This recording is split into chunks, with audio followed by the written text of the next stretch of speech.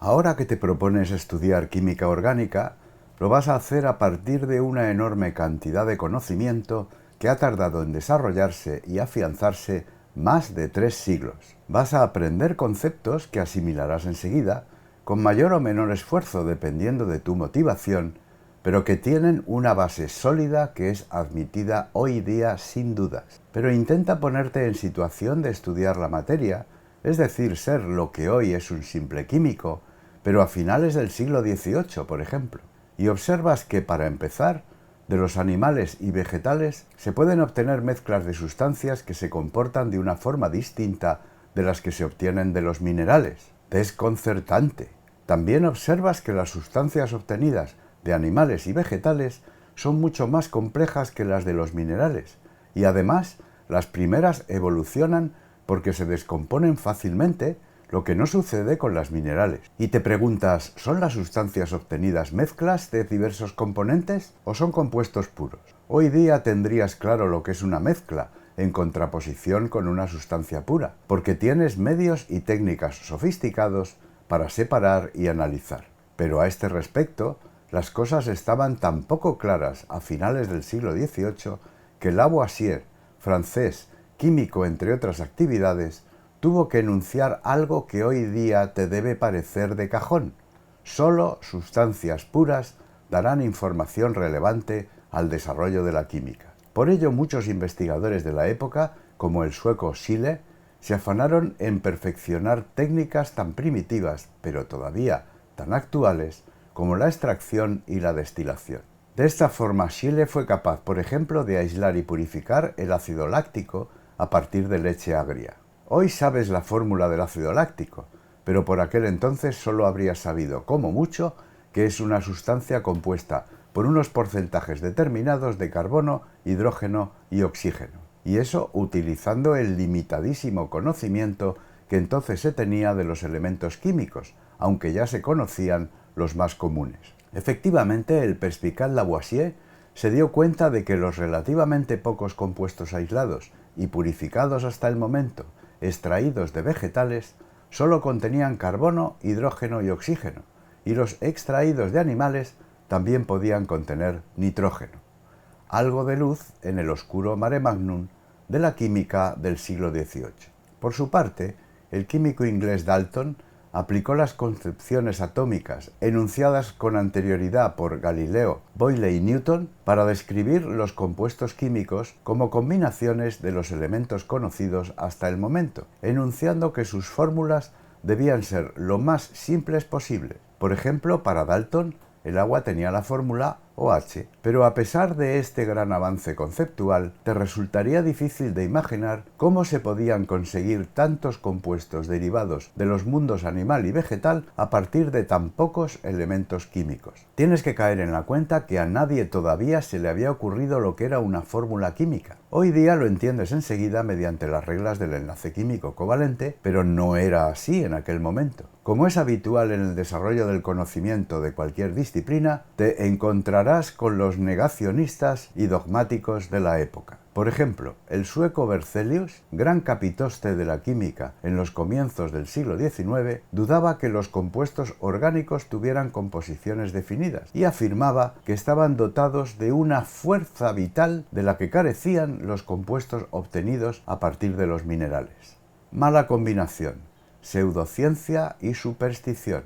Mientras tanto, Avogadro en la italiana Turín y Ampère en París establecen que volúmenes iguales de gases, bajo las mismas condiciones de presión y temperatura, contienen el mismo número de moléculas. Según esto, el hecho experimental conocido, en aquellos días, de que 2 volúmenes de hidrógeno y un volumen de oxígeno generaban 2 volúmenes de vapor de agua bajo el efecto de una chispa eléctrica, solo podían explicarse si el hidrógeno y el oxígeno fueran moléculas diatómicas. Ya te has encontrado con una de las primeras fórmulas químicas, las del hidrógeno H2 y el oxígeno O2. Pero el conflicto con los poderosos Berzelius y Dalton estaba servido. Tuvo que esperarse a que estos pasaran a mejor vida para que, gracias a los estudios de un químico italiano, Cannizzaro, el principio se aceptase y la molécula de agua se formulara correctamente como H2O. Mientras tanto, para complicar más las cosas en relación al concepto de fuerza vital de las sustancias obtenidas del mundo animado, el químico alemán Beller, en la década de 1820, logró sintetizar en el laboratorio, de forma accidental, urea, supuestamente un compuesto con fuerza vital, a partir de una sustancia mineral, el cianato de amonio, supuestamente sin esa fuerza vital, poniendo fin a esta teoría vitalista y medio supersticiosa de Berzelius. Se puede decir que Beller descubrió así el concepto de la isomería, ya que el cianato de amonio y la urea tienen la misma composición elemental, pero diferente estructura química y propiedades. Esta igualdad de composición elemental entre sustancias puras diferentes se averiguó porque el análisis elemental era una técnica estándar en química en ese tiempo. Por ejemplo, en 1817, el inglés Prout determinó una composición elemental de la urea que difiere muy poco de la medida con aparatos del siglo XXI. Otra aportación del gran químico sueco Berzelius es la teoría dualista, según la cual los compuestos químicos se forman por la atracción de elementos con cargas opuestas. Pero encontrarías, como estudioso de ese tiempo, que esa teoría funcionaba bastante bien solo para los compuestos inorgánicos. Sin embargo, seguía sin explicar cómo se podía conseguir el vasto número de compuestos orgánicos ya conocidos con tan solo 4 elementos: carbono, hidrógeno, oxígeno y nitrógeno. Entonces el físico-químico francés Gay-Lussac estudia el ácido prúsico, hoy día conocido como cianuro de hidrógeno, y comprueba que el radical cianuro, que solo contenía carbono y nitrógeno casi a partes iguales, permanece intacto a través de una serie de transformaciones de aquel. Esto da pie a los químicos del comienzo del siglo XIX a considerar radicales complejos, como el equivalente químico orgánico de los elementos, pero con la esperanza de que el número de aquellos fuera tan limitado como el de los elementos entonces conocidos. Por el contrario, el descubrimiento de nuevos radicales, como el metilo, el etilo, benzoilo, bencilo, etc., fue explosivo en la década siguiente de 1830. Por su parte, el parisino Dumas fue encargado por la realeza francesa de averiguar por qué las velas utilizadas para la iluminación de los salones desprendían vapores irritantes. Como ves, los químicos de la época también investigaban problemas cotidianos. Llegó a la conclusión de que los vapores eran cloruro de hidrógeno, que se desprendía al reaccionar el componente principal de la cera de las velas con el cloro, utilizado para blanquearlas, que quedaba retenido en ellas. La única forma de explicarlo era que el hidrógeno, considerado electropositivo en la teoría dualista de Berzelius, era reemplazado por cloro, electronegativo según esa misma teoría, sin que sorprendentemente las propiedades de la cera clorada cambiaran casi nada. Desconcertante de nuevo. Además, en el transcurso de esos estudios, Dumas prepara el ácido tricloroacético a partir de ácido acético, notando que el reemplazo de 3 hidrógenos por cloros no induce cambios sustanciales en las propiedades de ambos compuestos. Recuerda que estás en un tiempo en el que las fórmulas químicas no se habían desarrollado todavía. Lo que Dumas observó es que el líquido incoloro, denominado ácido acético, con una determinada composición elemental, al tratarlo con cloro, se transforma en un sólido llamado hoy día ácido tricloroacético, cuya composición elemental contiene un elevado porcentaje de cloro que no estaba antes. Si un cambio atómico semejante se estableciera en un compuesto inorgánico, es decir, la introducción de átomos electronegativos por otros electropositivos, la variación de las propiedades habrían sido drásticas. Otro nuevo choque con la autoridad química de Berzelius. Simultáneamente, otro químico francés, Logan, defiende su tesis doctoral en 1837 utilizando por primera vez modelos tridimensionales de representación molecular. Otro enorme rayo de luz en el túnel de la química de la primera mitad del siglo XIX. Mediante esas formulaciones, Logan descubrió un enorme parecido entre diversas moléculas. Por ejemplo, el etanol y el éter etílico podían considerarse derivados del agua por sustitución formal progresiva de los hidrógenos de esta por radicales etilo. ¿No es eso un enorme avance? Hasta ese momento, los alcoholes se consideraban erróneamente hidratos de éter y se formulaban como R2O-H2O en vez de ROH. Asistes así en ese tiempo al hecho de que las moléculas se empiecen a clasificar por tipos, es decir, los alcoholes y éteres son, por ejemplo, tipo agua, las aminas y sales de amonio son tipo amoníaco, etc. Y eres testigo de la ruptura completa con la teoría dualista de Berzelius y del comienzo de la formulación moderna que se produjo en la década de 1840. Las moléculas de tipo agua se ampliaron a los ácidos, ésteres y anhídridos. El químico francés Gerhardt añadió a la lista de tipos otras dos clases de moléculas, las derivadas de hidrógeno, es decir, los hidrocarburos, y de cloruro de hidrógeno, o sea, los haluros de alquilo. Este agrupamiento de las moléculas orgánicas en tipos fue fundamental para comenzar a elucidar la disposición espacial de los átomos en los compuestos orgánicos. En 1852, el inglés Frankland publica un artículo donde establece que el nitrógeno, el fósforo, el arsénico y el antimonio se unen siempre a otros 3 o 5 átomos o especies, estableciendo así la base de la idea actual de valencia atómica. El trabajo de Kekulé, profesor de química belga,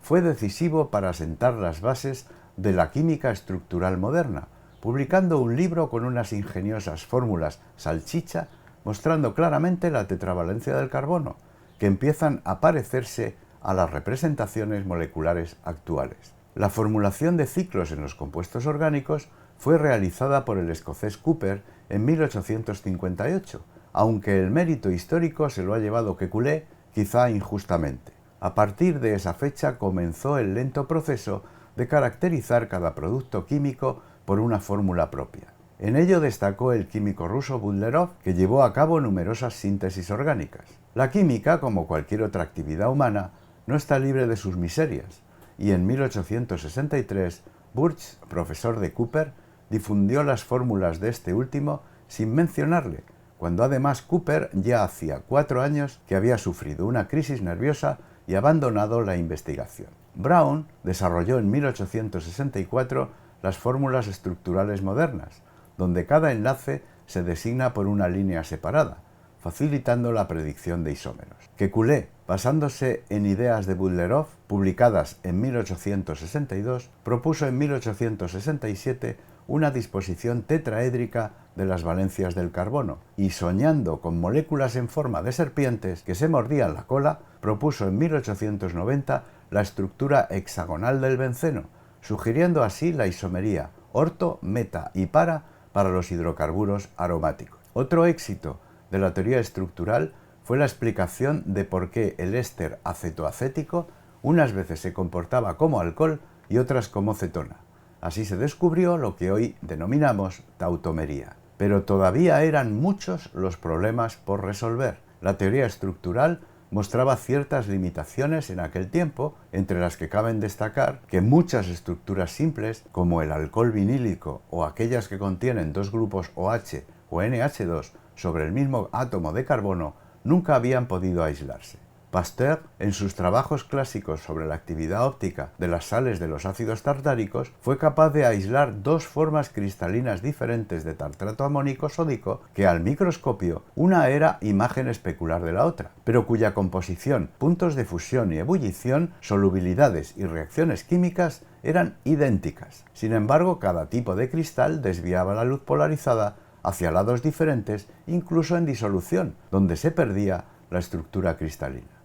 Según Kekulé, un benceno orto sustituido podía escribirse de dos formas diferentes, aunque estos posibles isómeros nunca se habían podido separar. Por otra parte, algunos productos químicos aislados y relativamente estables no se ajustaban a las fórmulas de la teoría estructural. El ejemplo más significativo es el aislamiento en 1900 por el ucraniano Gomberg del radical libre trifenilmetilo, con un carbono unido tan solo a 3 grupos. En 1873, Van Hoff pasó varios meses en el laboratorio de Kekulé y, basándose en el trabajo del suizo Wislicenus sobre los ácidos lácticos, publicó la idea de que situando 4 sustituyentes diferentes sobre los vértices de un tetraedro se podían escribir dos fórmulas diferentes que solo se diferenciaban en que una era la imagen especular de la otra. Esta idea fue publicada casi al mismo tiempo y de forma completamente independiente por el parisino Lebel. La solución a los otros problemas tuvo que esperar algunos años más, hasta que el enlace de valencia fue reemplazado por un par de electrones y el comportamiento de los electrones fue entendido mediante la mecánica cuántica.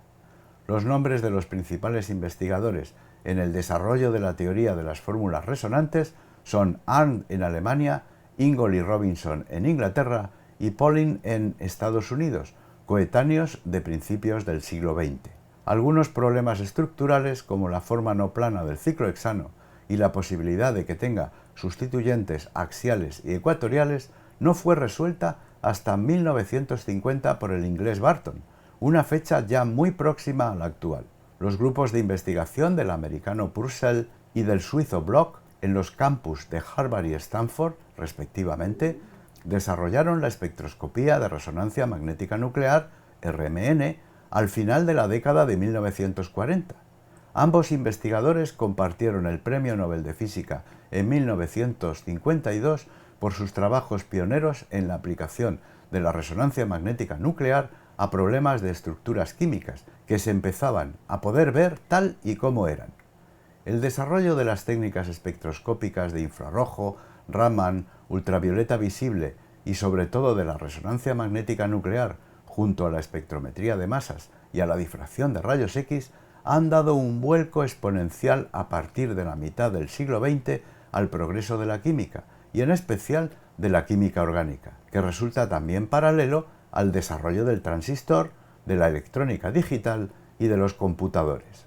Con estas pinceladas de historia de la química orgánica, intento que te des cuenta que detrás de las formulaciones y simbología que utilizamos modernamente ha habido una ingente labor de investigación a nivel mundial en la que muchos científicos han puesto todo su empeño y saber para desentrañar el comportamiento de átomos y moléculas, lo que se ha logrado en un grado de sofisticación y detalle enormes. Desde hace ya más de 100 años se ha desterrado de la química orgánica cualquier acto de fe o superstición, como el de Berzelius y su fuerza vital, para descansar en una base químico-física muy sólida en la que quedan relativamente pocas incertidumbres. La química orgánica goza hoy día de una reputación científica, de exactitud y capacidad de predicción parecida a la de las ciencias matemáticas, aunque afortunadamente aún hay sitio para la sorpresa y la serendipia, sin las cuales la química orgánica carecería del enorme interés científico que todavía tiene.